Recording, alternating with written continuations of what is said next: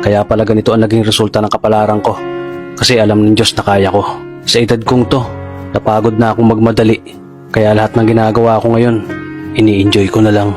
Siguro sa dami na rin ng aking pinagdaanan, napagtanto ko na ang buhay ay mas malawak at mas mahiwaga pa sa mga problemang dumarating sa buhay natin. Tumatanda na tayo, baka sa kakahabol natin sa masagana at maayos na buhay, ay hindi na natin nai-enjoy ang buhay. Baka nabubuhay na lang tayo dahil nape-pressure tayo sa sasabihin ng ibang tao.